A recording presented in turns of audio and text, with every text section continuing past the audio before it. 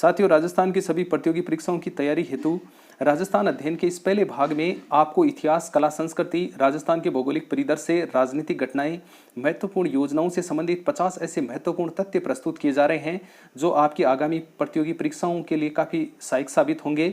सभी तथ्यों के शुद्ध व सटीक उत्तर मेरे द्वारा तैयार किए गए हैं। एक महत्वपूर्ण बात यह है कि यह प्रश्न पत्र उन प्रतियोगियों के लिए नहीं है जिनकी राजस्थान अध्ययन से संबंधित बेसिक तैयारी की भी उनको जानकारी नहीं है, तो कृपया वे अपने इस वीडियो पर अपना समय है वो बर्बाद नहीं करें। और जो अभ्यर्थी चैनल पर नए हैं वो चैनल को सब्सक्राइब कर लें ताकि आने वाले जितने भी जो वीडियो हैं उनके नोटिफिकेशन की सूचना है वो उनको तुरंत प्राप्त हो सके। तो शुरू करते हैं इस प्रश्न पत्र को, जिसमें पहला जो फैक्ट्स वो इस प्रकार से है कि डूंगरपुर, बांसवाड़ा और प्रतापगढ़ का क्षेत्र है वो वाघबर क्षेत्र कहलाता है। डूंगरपुर, बांसवाड़ा और प्रतापगढ़ का क्षेत्र है उसको वाघबर क्षेत्र के नाम से पुकारते हैं। वहीं दूसरा जो तथ्य है वो इस प्रकार से है कि झालावाड़ जिले का जो सिरोंज क्षेत्र है इसको मध्य प्रदेश में मिलाया गया था। झालावाड़ जिले का जो सिरोंज क्षेत्र है उसको मध्य प्रदेश में उस वक्त मिलाया गया था जब राजस्थान का एकीकरण हुआ था। 1 नवंबर 1956 को जब एकीकरण है वो समाप्ति के कगार पर था, तो उस समय जो झालावाड़ का जो सिरोंज क्षेत्र है उसको मध्य प्रदेश में मिला दिया गया था। दूसरे सवाल में, जिला आयोजना समितियों का गठन किसकी अध्यक्षता में किया गया? जिला आयोजना समितियां हैं उनका जो गठन है वो किसकी अध्यक्षता में किया जाता है? तो वो है जिला प्रमुख। तो जिला प्रमुख है उसकी अध्यक्षता में जिला आयोजना समितियों का जो गठन है वो होता है। तीसरे सवाल में, राजस्थान में पुरुष साक्षरता में सर्वाधिक वृद्धि दर 2011 की जनगणना के अनुसार ये बात हो रही है।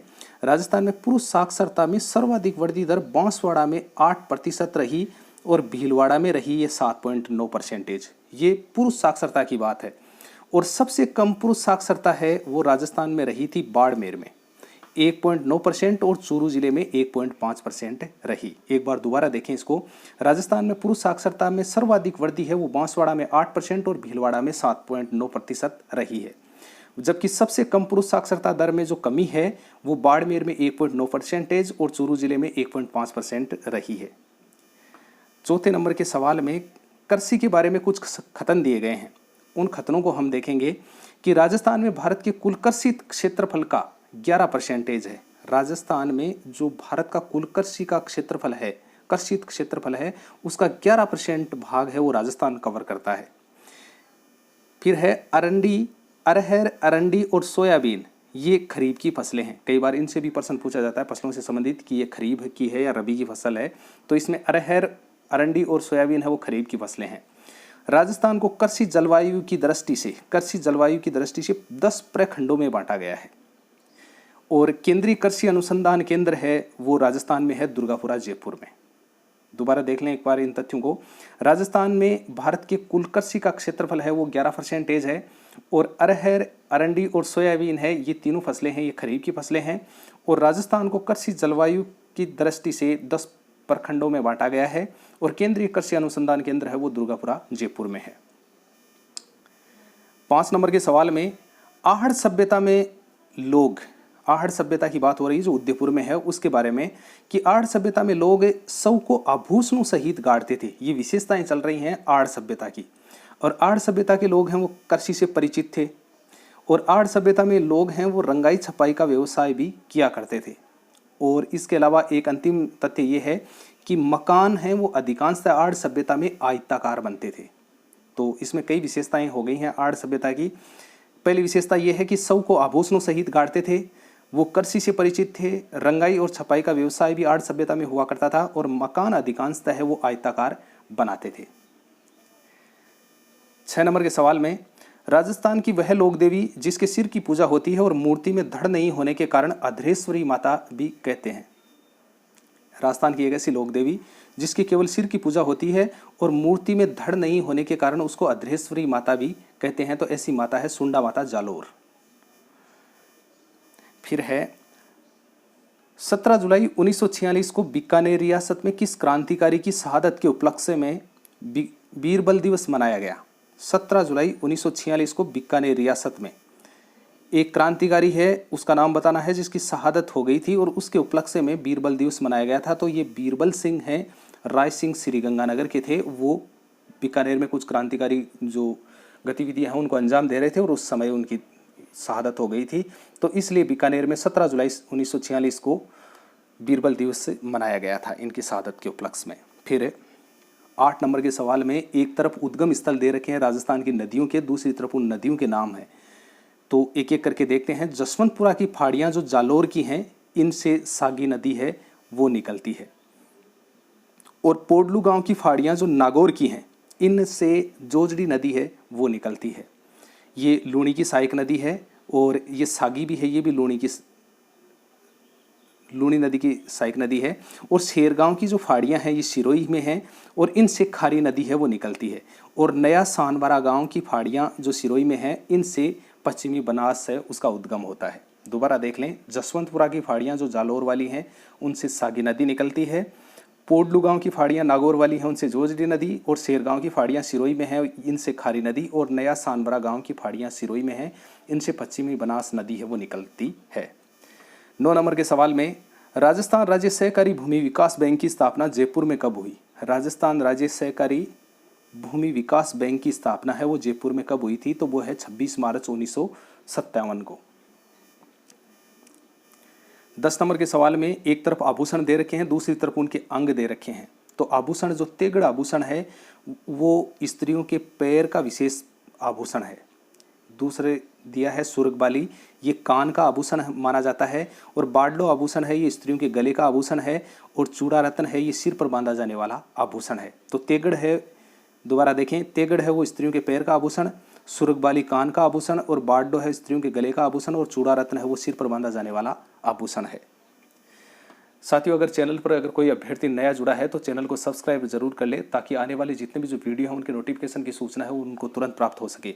और एक महत्वपूर्ण बात ये भी मैं दोबारा रिपीट कर देता हूँ कि ये प्रश्न पत्र उन अभ्यर्थियों के लिए बिल्कुल भी नहीं है जिनको राजस्थान की बेसिक जानकारी भी नहीं है। तो कृपया वे अपना इस वीडियो पर अपना समय है वो बर्बाद नहीं करें। ये उन प्रतियोगियों के लिए वीडियो बनाया जा रहा है जिन्होंने काफ़ी अच्छी तैयारी कर रखी है और अपनी तैयारी को एक नया अंजाम देना चाहते हैं। तो उनके लिए सुनिधा और बेहतरीन प्रश्नों का संकलन है वो यहाँ पर प्रस्तुत किया जा रहा है। 11 नंबर के सवाल में प्रोफेसर टिवार्थी के अनुसार राजस्थान में CAW अर्ध उष्ण आर्द्र जलवायु में कौन से जिले शामिल हैं? प्रोफेसर टिवार्थी हैं जो जलवायु का विश्लेषण करता है, और राजस्थान में वो जलवायु का वर्गीकरण है वो CAW इस आधार पर किया है। तो उसको CAW को अर्ध उष्ण आर्द्र जलवायु है वो माना जाता है। तो ये कौन से जिलों में ये जलवायु है ये पाई जाती है? तो इसके जो ज़िले हैं वो हैं दौसा, अलवर, भरतपुर, धौलपुर और सवाईमाधोपुर और कोटा। तो इन जिलों में CAW जलवायु है वो पाई जाती है, दौसा, अलवर, भरतपुर, धौलपुर, सवाईमाधोपुर और कोटा में। 12 नंबर के सवाल में नागरिक अधिकार पत्र। नागरिक अधिकार पत्र एक कानूनी दस्तावेज नहीं है, अतः इसे लागू करवाने के लिए न्यायालय की शरण नहीं ली जा सकती। नागरिक अधिकार पत्र है वो एक कानून का के अंतर्गत आने वाला दस्तावेज है, वो नहीं है। इसको न्यायालय की शरण लेकर जबरदस्ती लागू नहीं करवाया जा सकता। फिर 13 नंबर के सवाल में सन 1882 में अजमेर से मुंशी मुन्नालाल शर्मा द्वारा प्रकाशित मासिक पत्र कौन सा था? सन 1882 में अजमेर से, देखो कई प्रश्न बनेंगे इसमें। 1882 में अजमेर से मुंशी मुन्नालाल शर्मा द्वारा प्रकाशित मासिक पत्र कौन सा था? तो वो है देश हितैषी समाचार पत्र था। 1882 में अजमेर से मुंशी मुन्नालाल शर्मा द्वारा, और पत्र की जो आवृत्ति थी वो मासिक थी और पत्र का नाम था देश हितैषी। नेक्स्ट सवाल में ब्लू पोट्री फॉरेस्ट से भारत में पहुंची एक कला थी, जो फारस की खाड़ियां हैं वहाँ से, ईरान साइड में है ये जो इलाका है, वहाँ से ये जो ब्लू पोट्री है ये भारत में पहुंची एक कला थी। और यह कला जयपुर में किसके शासनकाल में अत्यधिक लोकप्रिय हुई थी? तो राम सिंह द्वितीय हैं, उनके शासनकाल में ये अत्यधिक लोकप्रिय हुई थी। राम सिंह फर्स्ट नहीं है, राम सिंह सेकंड है, यहाँ पर ये देखने वाली बात है। तो उनके समय में ये ब्लू पोट्री है वो जयपुर में काफ़ी विकसित हुई थी। 15 में राजस्थान के नरसिंह उपनाम से प्रसिद्ध भक्त कवि दुर्लभ ने किन स्थानों को अपनी कर्मस्थली बनाया था? राजस्थान के नरसिंह के नाम से उपनाम से भी प्रसिद्ध हैं एक भक्त कवि हैं दुर्लभ। उन्होंने किन स्थानों को अपनी कर्मस्थली बनाया था? तो उन्होंने डूंगरपुर और बांसवाड़ा का जो इलाका है उस इलाके को कर्मस्थली है वो बनाया था। 16 नंबर के सवाल में रचना और रचनाकार, एक तरफ रचनाओं के नाम दे रखे हैं, दूसरी तरफ उनके जो रचनाकार हैं वो हैं। आणरी बात है वो मेघराज मुकुल की रचना है। और भुरजाल भूषण है वो बांकीदास की रचना है, और अमरसार है वो पंडित जीवधर, और धोरारी धोरी है वो श्री लाल नथमल जोशी की रचना है। धरती धोरारी है वो कन्हैया लाल सेठिया की रचना है, जबकि धोरारो धोरी ये श्री लाल नथमल जोशी की रचना है। दोबारा देखें, आणरी बात है वो मेघराज मुकुल की, भुरझाल भूषण है बांकीदास की, और अमरसार है वो पंडित जीवधर की रचना है, और धोरारो धोरी ये श्रीलाल नथमल जोशी की रचना है। 17 में श्री मोहनलाल सुखाड़िया वर्ष 1954 से 1971 तक सर्वाधिक लंबी अवधि तक मुख्यमंत्री रहे थे। ये राजस्थान के बहुत लंबे समय तक रहने वाले मुख्यमंत्री हैं। 1954 से लेकर 1971 तक बहुत लंबे समय तक मुख्यमंत्री रहे थे। वे कितनी बार मुख्यमंत्री की शपथ अपने कार्यकाल में उन्होंने ली थी? तो इतने लंबे टाइम तक 1954 से लेकर 1971 तक जब वो मुख्यमंत्री रहे थे तो कितनी बार ये मुख्यमंत्री के रूप में शपथ ले चुके थे? तो ये 4 बार मुख्यमंत्री की शपथ है वो इन्होंने ली थी। 18 नंबर के सवाल में, केंद्रीय भेड़ व ऊन अनुसंधान केंद्र अविका नगर मालपुरा टोंक में है। पहला प्रश्न तो यही है कि केंद्रीय भेड़ व ऊन अनुसंधान केंद्र है वो अविका नगर मालपुरा टोंक में है, और इसकी स्थापना है वो किस वर्ष हुई थी? तो इसकी स्थापना है वो सन 1962 में हुई थी। फिर 19 में एक तरफ स्थान दे रखे हैं, दूसरी तरफ उनके खनिजों के नाम कि कौन सा खनिज है वो किस स्थान पर पाया जाता है। तो उमरा उदयपुर में यूरेनियम खनिज है वो पाया जाता है, जो एक आणविक खनिज भी माना जाता है। और भद्रावन पाली है, यहाँ पर थोरियम खनिज है वो पाया जाता है। और अंजनी सलूम्बर उदयपुर में तांबा है, उनकी खदानें हैं। और नाना कराब पाली में टंगस्टन की खदानें हैं। तो उमरा उदयपुर में यूरेनियम, भद्रावन पाली में थोरियम निकलता है, अंजनी सलूम्बर उदयपुर में तांबा की प्राप्ति होती है, और नाना कराब पाली क्षेत्र में टंगस्टन पाया जाता है। 20 में, गुर्जर प्रतिहार वंश का वह प्रतापी शासक जिसको रणहस्तीन भी कहा जाता है। गुर्जर प्रतिहार वंश का वह प्रतापी शासक जिसको रणहस्तीन भी कहा जाता है। तो ऐसे जो शासक हैं वो कौन हैं? तो वो वत्सराज हैं, जो 778 से 781 के बीच गुर्जर प्रतिहार वंश के शासक रहे थे किसी जमाने में। तो इनको रणहस्तीन के नाम से भी पुकारा जाता है। साथियों, अगर आप किसी भी प्रतियोगी परीक्षा की अगर तैयारी कर रहे हैं तो अपने इस YouTube चैनल पर अलग अलग प्रकार के विषय हैं वो अपलोड किए हुए हैं, उनके वीडियो, तो उनको आप देखें। और उनमें काफ़ी बेहतरीन प्रश्नों का कलेक्शन है वो डाला हुआ है, तो चैनल पर जाकर आप उन वीडियो को भी आप देख सकते हैं। अगले 21 नंबर के सवाल में, वह वाद्य यंत्र कौन सा है जो चमड़े की पट्टी पर बहुत सारे छोटे छोटे घुंघरू सिले होते हैं जिन्हें दोनों पैरों पर नृत्य करते समय घुटनों तक बांधा जाता है? वह वाद्य यंत्र जो चमड़े की पट्टी पर बहुत सारे छोटे छोटे घुंघरू सिले होते हैं जिन्हें दोनों पैरों पर नृत्य करते समय घुटनों तक बांधा जाता है, तो ऐसा वाद्य यंत्र है रमझोल। फिर 22 में है, 11वीं अनुसूची तथा कौन से अनुच्छेद के अंतर्गत पंचायती राज संस्थाओं को 29 शक्तियां प्रदान की गई हैं? नगर पालिका जो नगर पालिकाएं हैं उनको शक्तियां हैं वो अलग, नगर निगम नगर पालिकाएं हैं या जो नगरीय शासन है उसमें जो शक्तियां उनको प्राप्त हैं वो 18 प्रकार की शक्तियां उनको प्रदान की गई हैं। जबकि पंचायती राज में जो 11वीं अनुसूची है उसके अंतर्गत जो संस्थाएं हैं उनको 29 शक्तियां प्रदान की गई हैं। तो इसमें आप देखेंगे कि ये जो 29 शक्तियां प्रदान की गई हैं ये 11वीं अनुसूची में कौन से अनुच्छेद के तहत इनको प्रदान की गई हैं? तो अनुच्छेद 243(6) के तहत इनको ये प्राप्त है। फिर है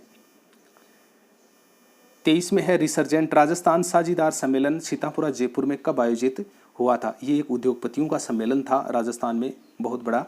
तो ये सम्मेलन, इस सम्मेलन में कई दुनिया के उद्योगपति हैं वो सन 2015 में 19 नवंबर 2015 को इस सम्मेलन में पहुंचे थे और उन्होंने कई प्रकार के जो MOU हैं अपने यहाँ की सरकार के साथ में उन्होंने किए थे जिसके कारण राजस्थान की प्रगति हो सके। तो इसके संबंध में एक सम्मेलन था रिसर्जेंट राजस्थान साझेदारी सम्मेलन, ये सीतापुरा जयपुर में आयोजित हुआ था 19 नवंबर सन 2015 को। फिर 12वीं पंचवर्षीय योजना है और 12वीं पंचवर्षीय योजना के तहत 2012 से लेकर 2017 तक जो राजस्थान की 12वीं पंचवर्षीय योजना थी, इस पंचवर्षीय योजना के बारे में देखेंगे कौन कौन से जो लक्ष्य हैं वो निर्धारित किए गए थे। राजस्थान की कुल आर्थिक वृद्धि दर है वो उसका लक्ष्य रखा गया था 7.7%। कृषि के क्षेत्र में विकास दर है उसका लक्ष्य रखा 3.5% और उद्योगों की विकास दर है उसका लक्ष्य रहा 8.8% और सेवा क्षेत्र का जो लक्ष्य रखा था वो 9.5% था। देखना दोबारा 12वीं पंचवर्षीय योजना में जो लक्ष्य दर है वो इस प्रकार से हैं कि राज्य की कुल आर्थिक वृद्धि दर का लक्ष्य है वो 7.7%, कृषि के क्षेत्र में विकास दर है वो 3.5%, उद्योग विकास दर है वो 8% और सेवा क्षेत्र का विकास दर है वो 9.5% रहा था। फिर आप आगे देखें 25 में सवाल है कि राजस्थान की कौन सी शैली पर दक्षिण शैली का सर्वाधिक प्रभाव है। राजस्थान की जो चित्र शैलियाँ हैं उन पर कौन सी ऐसी शैली है उस पर दक्षिण शैली का प्रभाव है जिसमें नारियल के वृक्षों, उछलते फंवारों और हरे रंग के प्रयोग के साथ साथ पंजाब शैली का प्रभाव भी है। राजस्थान की एक ऐसी चित्र शैली जिस पर दक्षिण शैली का प्रभाव भी है और इसमें नारियल के वृक्षों, उछलते हुए फंवारों और हरे रंग के प्रयोग के साथ साथ पंजाब शैली का भी इस पर प्रभाव है, तो वो शैली है बीकानेर शैली। 26 जनवरी 2008 को बने प्रतापगढ़ में कौन से 5 उपखंड शामिल किए गए थे। 26 जनवरी 2008 को प्रतापगढ़ जिला राजस्थान का बन गया था। ये 33वां जिला था राजस्थान का और उसमें 5 उपखंड शामिल करके इस प्रतापगढ़ जिले को बनाया गया था। तो इसमें कौन कौन से 5 उपखंड शामिल हैं वो हैं प्रतापगढ़, अरनोद, पीपलखूंट, छोटी सादरी और दरियावाद। ये 5 उपखंड हैं वो मिलकर प्रतापगढ़ जिले का निर्माण हुआ था। 27 में डॉक्टर नगेंद्र सिंह के बारे में कथन। ये राजस्थान के व्यक्ति के थे, डूंगरपुर जिले के, उनके बारे में ये कथन है कि ये डूंगरपुर के राज परिवार से संबंधित थे। पहला जो फैक्ट है वो तो यही है। दूसरा है कि अंतर्राष्ट्रीय न्यायालय में ये 2 बार न्यायाधीश रह चुके थे। 2 बार न्यायाधीश ये अंतर्राष्ट्रीय न्यायालय में रहे थे। वर्ष 1973 में इनको पद्म विभूषण पुरस्कार है वो प्रदान किया गया था। जो भारत रत्न के बाद में जो आने वाला जो नागरिक सम्मान है वो पद्म विभूषण है, वो सन 1973 में इनको प्रदान किया गया था। और इनकी एक प्रसिद्ध पुस्तक थी the theory of force in Hindu polity. The theory of force in Hindu polity, इसका भी इन्होंने लेखन कार्य है वो किया था। तो डूंगरपुर के राज परिवार से संबंधित थे, 2 बार अंतर्राष्ट्रीय न्यायालय के न्यायाधीश रह चुके थे। वर्ष 1973 में इनको पद्म विभूषण पुरस्कार प्रदान किया गया और इनकी एक प्रसिद्ध पुस्तक थी the theory of force in Hindu polity, उसके ये लेखक थे।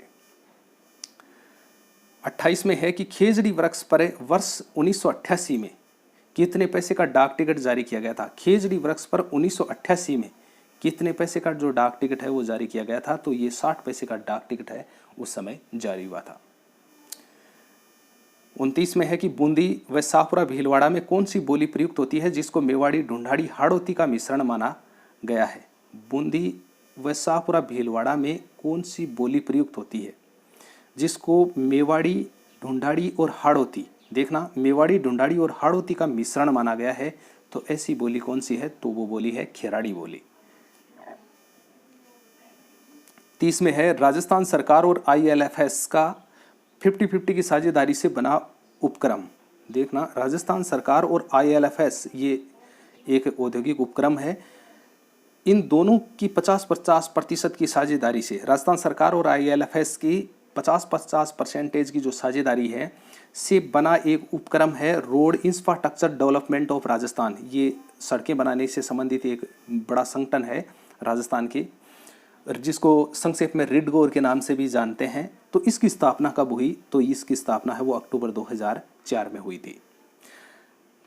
Road infrastructure development of Rajasthan limited, कई बार इसकी फुल फॉर्म भी परीक्षाओं में पूछी जाती है रिडगोर की, और इसकी जो साझेदारी है वो 50-50% है और राजस्थान सरकार और ILFS का संयुक्त उपक्रम है ये, और अक्टूबर 2004 में इसकी स्थापना हुई थी। 31 में है अलवर भरतपुर जिले में होली के समय नई फसल आने की खुशी में केवल पुरुषों के द्वारा नगाड़ों की ताल पर कौन सा नृत्य किया जाता है। अलवर भरतपुर जिले में होली के समय नई फसल आने की खुशी में केवल पुरुषों के द्वारा, देखना इसमें भी कई तथ्य बन रहे हैं, प्रश्न बन रहे हैं इसमें, नगाड़ों की ताल पर, नगाड़ा है वो वाद्य यंत्र है, कौन सा नृत्य किया जाता है, तो ये नृत्य है बम नृत्य। अलवर भरतपुर में होली के समय नई फसल आने की खुशी में केवल पुरुषों के द्वारा और नगाड़ों की ताल पर जो नृत्य किया जाता है वो नृत्य है बम नृत्य। 32 में किस अनुच्छेद में ये वर्णित है कि सभी अधीनस्थ न्यायालयों के न्यायाधीशों की नियुक्ति राज्य के राज्यपाल द्वारा की जाती है और प्रत्येक राज्य के लिए एक उच्च न्यायालय की व्यवस्था है। ये किस अनुच्छेद में ये बात है कि सभी अधीनस्थ न्यायालयों के न्यायाधीशों की नियुक्ति है वो राज्यपाल के द्वारा की जाती है और प्रत्येक देखना अधीनस्थ न्यायालयों की, राजस्थान के सिर्फ अधीनस्थ न्यायालयों की बात हो रही है यहाँ पर, और उनके न्यायाधीशों की नियुक्ति है वो राज्यपाल के द्वारा की जाती है। और प्रत्येक राज्य के लिए एक उच्च न्यायालय की व्यवस्था है, और ऐसा संविधान के किस अनुच्छेद में वर्णित है, तो वो अनुच्छेद 214 में ये बात वर्णित है, 214 में ये बात है वो वर्णित है। 33 में सरकारी विद्यालयों में अन्नपूर्णा दूध योजना की शुरुआत 2 जुलाई 2018 से की गई थी। सरकारी विद्यालयों में जो बच्चों को दूध देने की जो योजना है उसका नाम है अन्नपूर्णा दूध योजना, और ये योजना है वो 2 जुलाई 2018 को शुरू की गई थी। इसके अलावा सरकारी विद्यालयों में एक बाल सभा है, उसका भी आयोजन प्रत्येक शनिवार को किया जाना था। तो इस बाल सभा की सबसे पहले शुरुआत है वो 9 मई 2019 को हुई थी। अन्नपूर्णा दूध योजना की शुरुआत 2 जुलाई 2018 से, और बाल सभा की शुरुआत है वो 9 मई 2019 से।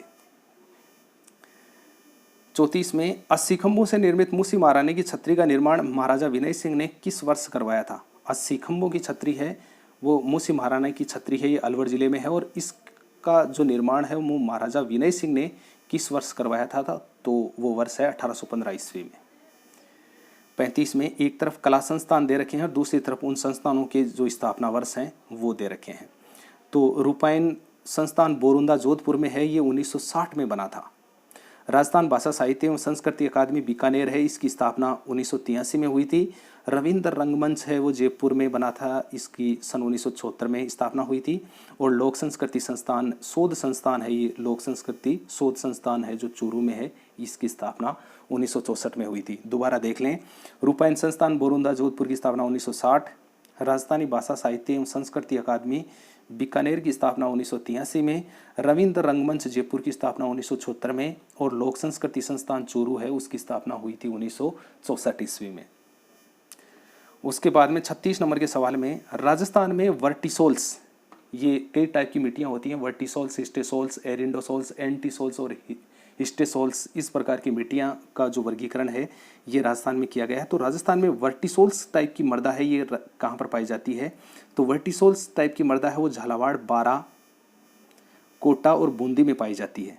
जबकि इंसेप्टिसोल्स मृदा है वो सिरोही, पाली, रासमंद, उदयपुर और भीलवाड़ा में पाई जाती है। देखना दोबारा, वर्टिसोल्स मृदा झालावाड़, बारा, कोटा, बूंदी में, इंसेप्टिसोल्स मृदा है वो सिरोही, पाली, रासमंद, उदयपुर और भीलवाड़ा में पाई जाती है। कई बार ये मिट्टियों का जो वर्गीकरण है ये देखकर, नाम देकर पूछा जाता है कि कौन से ज़िले में किस प्रकार की मिट्टी है वो पाई जाती है। तो वर्टिसोल्स मृदा झालावाड़, बारा, कोटा, बूंदी में, और इंसेप्टिसोल्स मृदा है वो सिरोही, पाली, रासमंद, उदयपुर और भीलवाड़ा में। 37 में राजस्थान में आबकारी विभाग का मुख्यालय कहाँ स्थित है? राजस्थान में आबकारी विभाग है उसका मुख्यालय कहाँ है, तो वो है उदयपुर में। 38 में पिछोला झील में स्थित जगत निवास महल का निर्माण किसने करवाया था? पिछोला झील में जगत निवास महल है बना हुआ है, उसका निर्माण किसने करवाया था, तो वो जगत सिंह द्वितीय ने करवाया था, ना कि जगत सिंह फर्स्ट ने। जगत सिंह सेकंड है, उन्होंने जगत निवास महल का पिछोला झील में निर्माण है वो करवाया था। साथियों, मेरा पूरा प्रयास रहा है कि कहीं पर भी किसी भी प्रश्न में किसी भी प्रकार की कोई त्रुटि नहीं रहे, इसीलिए सभी प्रश्नों के उत्तर हैं वो बिल्कुल शुद्ध व सटीक तरीके से तैयार किए गए हैं, ऐसा मैं आपको विश्वास कर देना चाहता हूं। फिर देखना 39 नंबर के सवाल में, वर्ष 2001 और 2011 के मध्य लिंगानुपात में सर्वाधिक गिरावट डूंगरपुर जिले में। देखो, जो 2001 से 2011 के मध्य राजस्थान के डूंगरपुर जिले में लिंगानुपात में सबसे ज़्यादा गिरावट रही थी। पहले 2001 की जनगणना के अनुसार राजस्थान का लिंगानुपात 1022 था, लेकिन 2011 की जनगणना में ये 994 ही रह गया है। और उसके बाद में सर्वाधिक वृद्धि है वो लिंगानुपात में वो जैसलमेर जिले में रही, यहाँ पर 821 से 2011 की जनगणना में 852 पहुँच गया था। यानी कहने का अर्थ है 2001 से 2011 तक 852 है वो जैसलमेर का लिंगानुपात पहुंच चुका था, जो राजस्थान में सर्वाधिक वृद्धि वाला जिला रहा। और वैसे अगर राजस्थान में लिंगानुपात की बात की जाए कि वर्तमान में, तो वो डूंगरपुर जिला है, वो 994 के साथ में सबसे टॉप पर है, और धौलपुर है वो सबसे कम है 845 के साथ में लिंगानुपात के मामले में। 40 में देश की सबसे लंबी जल सुरंग, ये देश की सबसे लंबी जल सुरंग है मानसी वाकल परियोजना, जो उदयपुर में है। इसकी कुल लंबाई है वो 4.6 किलोमीटर है, और इस परियोजना में ये राजस्थान सरकार और हिंदुस्तान जिंक लिमिटेड की क्रमशः भागीदारी है। राजस्थान सरकार और हिंदुस्तान जिंक लिमिटेड है, ये दोनों का सहयोग होकर इस योजना का मानसी वाक्कल परियोजना का निर्माण किया जा रहा है। इसमें राजस्थान सरकार का योगदान है वो 70% है, जबकि हिंदुस्तान जिंक लिमिटेड का योगदान है वो 30% है। देखना, देश की सबसे लंबी जल सुरंग है ही मानसी वाक्कल परियोजना, इसका नाम है, उदयपुर जिले में है ये। टोटल इसकी लंबाई है वो 4.6 किलोमीटर है। राजस्थान सरकार और हिंदुस्तान जिंक लिमिटेड का संयुक्त उपक्रम क्या ये जो परियोजना है ये है ही, और इसमें 70 और 30 की भागीदारी है दोनों की। 41 में है दिल्ली मुंबई औद्योगिक कॉरिडोर का राजस्थान में प्रथम चरण में खुसखेड़ा, भिवाड़ी, नीमराणा और जोधपुर, पाली और मारवाड़ औद्योगिक क्षेत्र को विकसित किया जा रहा है। दिल्ली मुंबई औद्योगिक कॉरिडोर का 39% भाग राजस्थान से गुजरेगा, 39%। और इसके प्रथम चरण में जो क्षेत्र विकसित किए जा रहे हैं, यहाँ पर देखो, खुसखेड़ा, भिवाड़ी और नीमराणा ये अलवर के क्षेत्र हैं, और जोधपुर, पाली और मारवाड़ का औद्योगिक क्षेत्र है उसको विकसित किया जा रहा है पहले चरण में। फिर 42 में राजस्थान में नंदघर योजना का औपचारिक शुभारंभ 11 मई 2015 को किस जिले से हुआ? राजस्थान में नंदघर योजना है एक, उसका शुभारंभ है वो 11 मई 2015 को। ये योजना वैसे भारत में हरियाणा जिले से शुरू हुई थी, लेकिन राजस्थान में इसकी शुरुआत है वो 11 मई 2015 को पाली जिले से होती है। 43 में इंदिरा गांधी नहर परियोजना की सहायक नहर प्रणाली, इंदिरा गांधी नहर है उसकी सहायक नहर प्रणाली है गंधेली सावा परियोजना, जिसको आपणी योजना भी कहते हैं। और ये योजना है, इससे लाभान्वित जिले हैं वो चूरू, झुंझुनू और हनुमानगढ़ जिले हैं। और ये योजना किस देश के सहयोग से निर्मित हुई थी? ये जो सहायक प्रणाली नहर योजना है, आपणी योजना, ये जर्मनी के सहयोग से निर्मित हुई है। गंधेली सावा परियोजना है, इसको आपणी योजना भी कहते हैं। चूरू, झुंझुनू और हनुमानगढ़ जिले इससे लाभान्वित होते हैं और जर्मनी का इससे में सहयोग लिया गया है। एक तरफ त्योहार दे रखे हैं, दूसरी तरफ उनकी तिथियां दे रखी हैं कि कौन सा त्योहार है वो किस तिथि को मनाया जाता है। तो महाशिवरात्रि है वो फाल्गुन कृष्ण त्रयोदशी को, फाल्गुन कृष्ण 13 को मनाया जाता है। ढूंढ है वो फाल्गुन शुक्ल 11 को। देव उठनी 11 है वो कार्तिक शुक्ल 11 को मनाई जाती है। और घुड़ला का जो त्योहार है जोधपुर वाला, ये चैत्र कृष्णा अष्टमी को मनाया जाता है। दोबारा देख लें, महाशिवरात्रि है वो फाल्गुन कृष्ण तृतीया को, त्रयोदशी को 13 को। और ढूंढ त्योहार है राजस्थान में ये फाल्गुन शुक्ल 11 को, और देवउठनी 11 है ये कार्तिक शुक्ल 11 को आती है। और घुड़ला का जो त्योहार है ये चैत्र कृष्ण अष्टमी को आता है। 45 में राजस्थान के सरकारी स्कूलों में प्रथम कक्षा से अंग्रेजी विषय को अनिवार्य करने की सिफारिश किस समिति ने की थी? कि राजस्थान के सरकारी विद्यालयों में पहली कक्षा से ही अंग्रेजी विषय उसको अनिवार्य बना दिया जाए, इसके लिए किस समिति ने सिफारिश की थी? तो वो समिति है जेमन समिति। फिर 46 में है कि मेरुतंग द्वारा रचित प्रबंध चिंतामणि एक ग्रंथ है। मेरुतुंग नाम के व्यक्ति हैं और उन्होंने प्रबंध चिंतामणि एक ग्रंथ को रचित किया था। इसका दूसरा क्या नाम है? इस ग्रंथ का, प्रबंध चिंतामणि का दूसरा नाम पूछा है तो वो उसका दूसरा नाम है सिंगी जैनमाला ग्रंथ। 47 में वे क्षेत्र जिनमें भूमिगत पानी का दोहन पूर्ण हो गया हो, एक ऐसे क्षेत्र जिसमें भूमिगत पानी का दोहन है वो पूरा हो गया हो, जिनका पुनर्भरण पुनः 85% तक नहीं हो पाता है, वे क्षेत्र क्या कहलाते हैं? राजस्थान के ऐसे क्षेत्र जिसमें भूमिगत पानी का दोहन पूर्ण हो गया हो और जिसका पुनर्भरण 85% तक नहीं हो पाता है, वापस अगर पानी है वो रिकवर स्टेज है उसकी 85% तक नहीं पहुंच पाती है, तो ऐसे क्षेत्र क्या कहलाते हैं? तो ऐसे क्षेत्र अंधकार क्षेत्र या अंग्रेजी में बोलें तो इनको डार्क जोन के नाम से पुकारते हैं। 48 में है कि राजस्थान के किस जिले में जोरवा पत्थर की मूर्तियां बनाई जाती हैं? राजस्थान के एक ऐसे जिले का नाम बताना है जहां पर जोरवा पत्थर है उसकी मूर्तियां बनाई जाती हैं, तो वो है तलवाड़ा बांसवाड़ा। यहाँ पर इस प्रकार की पत्थर की मूर्तियां हैं वो बनाई जाती हैं। 49 में है कि राज्य मानवाधिकार आयोग के अध्यक्ष व सदस्यों का कार्यकाल कितना होता है? राजस्थान राज्य के मानवाधिकार आयोग के अध्यक्ष व सदस्यों का कार्यकाल है ये 3 वर्ष या 70 वर्ष की आयु से जो भी पहले हो, ये इनकी आयु होती है। देखना, 3 वर्ष या 70 वर्ष की आयु से जो भी इनकी कार्यकाल है वो पूरा हो जाता हो, वहाँ तक इनका कार्यकाल रहता है। अंतिम 50 नंबर के सवाल में प्रसिद्ध चित्रकार अल्लाह बख्श उसना और महिला चित्रकार साहिबा, देखना प्रसिद्ध चित्रकार हैं अल्लाह बख्श उसना और एक महिला चित्रकार का नाम है साहिबा, ने किस चित्र शैली में अपना महत्वपूर्ण योगदान दिया था? तो ये चित्र शैली में अपना योगदान दिया था इन्होंने अजमेर चित्र शैली में। अल्लाह बख्श और उसना ये पुरुषों के नाम हैं, और महिला चित्रकार भी थी एक साहिबा नाम की, इन्होंने अजमेर चित्र शैली में अपना बहुत महत्वपूर्ण योगदान दिया था। तो साथियों, इस तरह से आपके राजस्थान अध्ययन से संबंधित सभी टॉपिकों को शामिल करते हुए, जैसे इतिहास, कला, संस्कृति, राजस्थान का भौगोलिक परिदृश्य और जितने भी जो राजनीतिक गतिविधियां हैं या जो योजनाओं से संबंधित प्रश्न थे वो मैंने इसमें शामिल किए हैं। और ऐसे ही अलग अलग प्रकार के जो वीडियो हैं, बहुत ही बेहतरीन प्रश्नों के कलेक्शन कर करके एक एक करके आपके समक्ष जो पार्ट के रूप में वीडियो हैं वो प्रस्तुत होते रहेंगे। और अगर आप किसी भी अन्य प्रतियोगी परीक्षा की तैयारी कर रहे हैं तो अपने इस चैनल पर और भी कई प्रकार के विषयों के वीडियो हैं वो अपलोड किए हुए हैं, वहाँ पर जाकर आप अपनी तैयारी को एक नया रूप दे सकते हैं। तो मिलते हैं ऐसे ही एक बेहतरीन वीडियो को लेकर, बहुत जल्द हाजिर होते हैं। तब तक के लिए जय हिंद, जय भारत।